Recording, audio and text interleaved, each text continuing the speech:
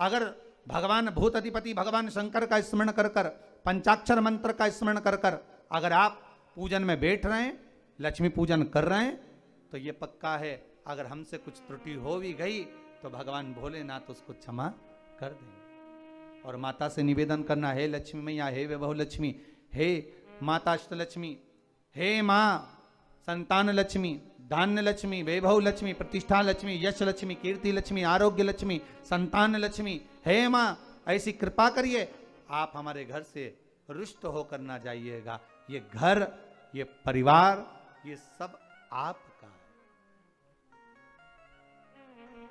सब आपका है, ये किसी दूसरे का नहीं। मां पूजन करते समय माता लक्ष्मी से जरूर कहें, मां 4 साल हो गए, 2 साल हो गए, ये 2 वर्ष जो ये कोरोना महामारी में गए हैं, ये वर्ष जो बेकार निकल गए हैं, मां हो सकता है आप हमसे रुष्ट हो गई हो, पर आज क्षमा मांगकर अपने घर में आप प्रवेश करिए। मां आइए हमारे घर में, आप पधारिए। मां महाराज कितना सुंदर संवाद है। एक साहूकार की बेटी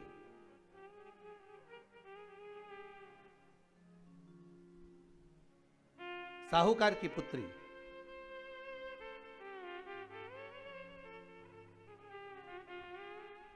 पीपल के वृक्ष के नीचे, बेलपत्री के वृक्ष के नीचे, आंवले के वृक्ष के नीचे प्रत्येक अमावस्या को दीप लगाने जाती थी। उसका नियम था।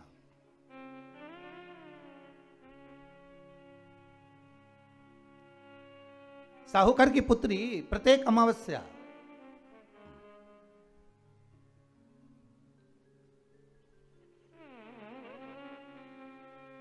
तीन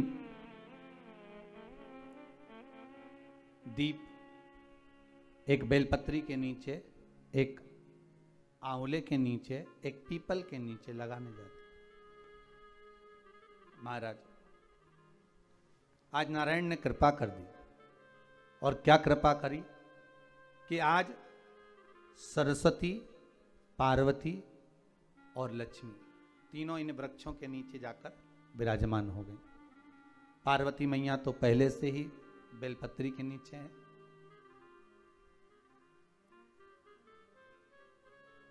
स्वयं सरस्वती मैया, लक्ष्मी मैया आंवले और पीपल के नीचे विराजमान हो गई। अब आज तीनों देवियों में बात हो रही है, आज तीनों देवियों में चर्चा हो रही है कि यदि आज अगर कोई दीप लगाने आया और पहला दीप जिसका लगेगा, तो ये पक्का है कि मैं लक्ष्मी उसके घर में प्रवेश करूंगी।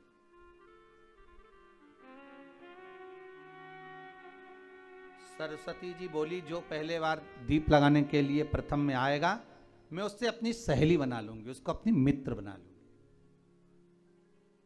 पार्वती जी बोली, जो प्रथम दीप लगाने आएगा, पार्वती जी कहती हैं, मैं भगवान शिव से कहकर उनका कल्याण करवा दूंगी। अब ये साहूकार की बेटी, वो साहूकार जो कहने का तो साहूकार था, धन पूर्व में बहुत था, पर अब इसके पास में कुछ भी नहीं बचा था।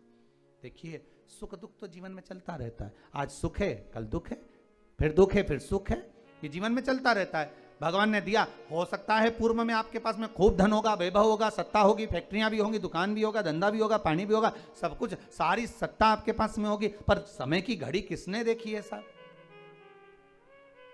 कौन देखा घड़ी को, कौन देखा पल को? इसीलिए कहते हैं ना, बार बार कहते हैं, तेरा पल पल बीता जाए, मुख से जप ले नमः शिवाय, ओम नमः शिवाय, ओम नमः शिवाय। बड़ी मुश्किल से मिलता है। घड़ी, पल, समय, नक्षत्र कब बदल जाए किसको मालूम है? आज साहूकार के जीवन में था साहूकार कहने का, पर धन नहीं था, वैभव नहीं था, सब समाप्त हो गया था, कहीं पैसा चले गया, लग गया। महाराज बेटी ने वही दीप तैयार करे। दीपावली की अमावस्या नहीं थी, पर दूसरी जो अमावस्या थी उस अमावस्या पे उसने दीप लगाया। जैसे ही दीप लगाया, 3 देवियों ने आवाज लगाई, अरे सखी सुनो तो। साहूकार की बेटी बोली, किसकी आवाज आ रही है? अरे सखी सुनो तो। सखी ने कहा, क्या बात है? आवाज आई, 3 सुंदर स्त्रियां, बड़ी सुंदर युवती बनकर, सुंदर आभूषण वस्त्र पहनकर बैठी हुई थी। एक ही जगह पर तीनों बैठी हुई हैं। इसी को त्रिवेणी कहते हैं महाराज। जो त्रिवेणी का जो वृक्ष होता है, उसमें 3 त्रिवेणी का जो वृक्ष होता है उसमें दिए लगाने का बड़ा महत्व होता है, तो इसी को त्रिवेणी कहते हैं। तीनों बैठी हुई थी। अब तीनों बैठी, आवाज लगाया, हम आपको सहेली बनाना चाहते हैं, सखी बनाना चाहते हैं, आप हमारी सहेली बनेंगी?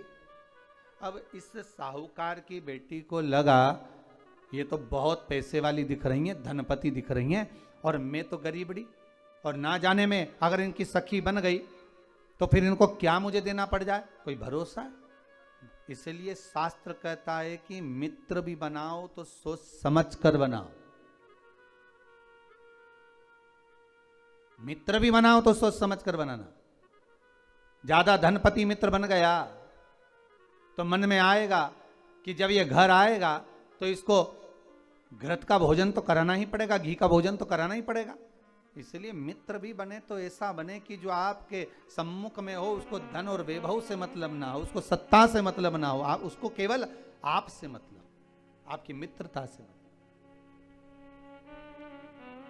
साहूकार की बेटी ने कहा, मैं आपको कल बताती हूं, मेरे पिताजी से पूछूंगी मैं आपको मित्र बनाऊं कि ना बनाऊं। ठीक है, चलिए घर पहुंची। पिताजी, मुझे 3 सखियां मिली हैं, एक सरस्वती है, एक पार्वती है और एक लक्ष्मी है। अच्छा, पीपल, आंवला और बेलपत्र तीनों वहां विराजमान। अच्छा, क्या कह रही हैं? सखी बनाना चाहती। पिताजी ने कहा, बन जाओ सखी, सखी बनने में दिक्कत क्या है, बनो। अब दूसरी अमावस्या पे जब वो गई और जाकर उसने कहा कि मैं आपकी सखी बन सकती हूं, तीनों प्रसन्न हो गई। तो उसमें से एक सखी माता लक्ष्मी ने कहा कि चलो आज तुम हमारे घर चलो, हम तुम्हारा सम्मान करना चाहते हैं। सखी को माता लक्ष्मी अपने घर ले गई। साहूकार की बेटी को जब घर लेकर गई, सुंदर सोने की चौकी, सोने की थाली और सोने के गिलास, पकवान एक से बढ़कर एक माता लक्ष्मी ने जब साहूकार की बेटी के सामने परोसे, इधर माता सरस्वती, इधर माता पार्वती नजदीक में बैठ गई और साहूकार की बेटी पकवान को पाने लगी।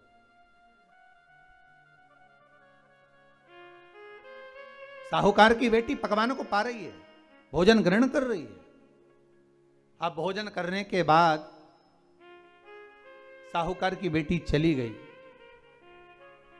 अब जाते से ही माता लक्ष्मी जी ने कहा, सुनो सखी, अगली जो अमावस्या आ रही है, आपको मालूम है वो कौन सी अमावस्या है? नहीं। कहा, दीपमालिका, दीपावली की अमावस्या, आपको मालूम है? ओहो, पर एक बात हम आपको कहें। लक्ष्मी जी बोली, एक बात हम आपको कहें। हाँ बोलिए। हम चाहते हैं इस अमावस्या को आप हमारे घर आई हो, अगली अमावस्या को हम आपके घर आना चाहते हैं। क्या आप हमें बुलाएंगी? सखी ने कहा, साहूकार की बेटी बोली, अगर आपका मन है आने का तो आप आओ, मना नहीं है। साहूकार की बेटी हूं मैं। लक्ष्मी जी ने मन में सोचा, ठीक है, तैयारी करो। आज साहूकार की बेटी घर पहुंची तो पिताजी ने पूछा, बेटी आज बहुत देर हो गई तुझे आने में, कहां रह गई थी तू, कहां रह गई तू? बेटी कहती है, 3 सखियों के घर गई थी, आने में देरी हो गई, पर मेरी सहेली माता लक्ष्मी जी कह रही हैं कि अमावस्या के दिन मैं तुम्हारे घर में आऊंगी। तो पिताजी ने कहा उसमें क्या दिक्कत है, तैयारी करो। तो पिताजी घर में अपने खाने के लिए तो कुछ नहीं, तो माता लक्ष्मी को क्या खिलाएंगे। कई लोग कहते हैं कि दीपावली पे ना तो हमारे यहाँ घी है, ना हमारे यहाँ तेल है, ना हमारे यहाँ कपास है, ना हमारे यहाँ पर मिठाई बन रही है, ना हमारे यहाँ अच्छे वस्त्र हैं, हम क्या पहने माता लक्ष्मी को रिझाने के लिए। परशु महापुराण की कथा कहती है अगर आपका भरोसा, आपका विश्वास, आपकी दृढ़ता परमात्मा के चरणों में लगी है तो परमात्मा लक्ष्मी पूजन की व्यवस्था भी वही कर देगा कि लक्ष्मी जी का सम्मान कैसे करना, आदर कैसे करना। घर में बच्चों का विवाह होता है, टेंशन आपको होता है, परमात्मा पर छोड़ दो, भगवान विवाह कराने वाला होगा, भगवान पाणिग्रहण संस्कार कराएगा, भगवान व्यवस्था करेगा, क्योंकि जन्म उसी ने दिया है तो मृत्यु भी वही देता है, जन्म उसी ने दिया है तो पाणिग्रहण संस्कार भी वही करा देता है। क्यों सोचना। साहूकार ने कहा बेटी तो इतनी जल्दी हिम्मत हार गई कि तेरे घर में कुछ नहीं है। गाय का गोबर ला, लीपन कर, घर को पोंछ, कचरा उठाकर बाहर फेंकिया। पिताजी घर में तो कचरा भी नहीं है कि जिसका प्रयोग करा जाए, कचरा उठाकर बाहर फेंकिया। चौक पिताजी चौक पूरने के लिए तो मेरे पास में कुछ है ही नहीं, जो दीवार पर पोत रही है वही मिट्टी को पोत दे, चौक पूर। उनके घर गई थी, सोने की चौकी पर सुंदर आनंदमय भाव से बिठाया है मुझे, सुंदर सोने की थाली में भोजन कराया है मुझे, अब मैं क्या दूं। पिताजी कहते हैं अगर लक्ष्मी आपकी सहेली अगर आ रही है, बड़ी धनपति है, तो व्यवस्था भी वही करेगी। अब लक्ष्मी तो जाने की तैयारी में, सरस्वती उनके साथ जाने की तैयारी में, पर माता पार्वती नहीं गई। माता पार्वती ने कहा आज मैं नहीं जाऊंगी। क्यों? आज मुझे अमावस्या का दिन है ना, इसलिए बेलपत्री के पेड़ के नीचे मुझे रहना पड़ेगा। तो माता पार्वती बेलपत्र के पेड़ के नीचे रुक गई। अब ये दोनों जाने के लिए तैयारी करी, लक्ष्मी और सरस्वती जाने लगी, साथ में उन्होंने गणेश जी को ले लिया, रिद्धि सिद्धि को ले लिया और साहूकार के यहाँ जा रही हैं। जैसे ही साहूकार के यहाँ जा रही थी, इतनी देर में माता पार्वती को लगा कि इसके पास में जिमाने के लिए, रखने के लिए कुछ नहीं है। माता पार्वती ने एक चील का रूप लिया और उड़ती हुई एक राजकुमारी के हार को, रतन जड़ित हार को लेकर मां पार्वती गई और साहूकार के घर में उस फेंक दिया। साहूकार के दरवाजे पर जैसे फेंका, बेटी ने झाड़ू लगाते समय देखा कि कचरा, ये हार कहां से आ गया। पिताजी को दिखाया, अल्लाह मैं जाऊं, और साहूकार लेकर गया हार को। जो सेठ को दिखाया, महाराज ये हार तो करोड़ों का है, कोई साधारण नहीं। धन मिला तो सबसे पहले जाकर एक सुंदर चौरंग लाया, पाटा लाया, उस पाटे पर सुंदर वस्त्र बिछाया और माता लक्ष्मी के आदर की तैयारी के लिए सुंदर सुंदर घर में पकवान बनने लगे साहब। और सुंदर सुंदर पकवान बने। जैसे ही लक्ष्मी घर में प्रवेश करी, सरस्वती प्रवेश करी, गणेश प्रवेश करे, रिद्धि सिद्धि प्रवेश करी, लक्ष्मी जी ने पहला संबोधन कहा, क्यों सखी, तू तो कह रही थी कि मेरे पास में कुछ भी नहीं, फिर इतना सारा सामग्री कहां से आ गई। सखी कहती है, मेरे पिताजी कहते थे जिसके मंदिर में दिया लगाया है, जिस वृक्ष के नीचे दिया लगा कर आई है, जहां जिस देवता को पूछ कर आई है, विपदा की घड़ी में वही देवता आकर खड़े होते हैं। ना जाने कहां से हार मिल गया, ना जाने कब प्रसाद बन गया। लक्ष्मी जी ने ध्यान लगा कर देखा, आखिर पार्वती क्यों नहीं आई थी। समझ में आ गया कि एक सखी पूरी व्यवस्था करने में लग गई थी। ऐसी है मेरी माँ लक्ष्मी, ऐसी है माँ पार्वती, ऐसी है माँ सरस्वती। उनकी आराधना 3 दिन से आप पाटा लगाकर पूजन कर रहे हो। आज भी दीपावली का पूजन भी आपको ऐसे ही करना है। जितना पूजन आप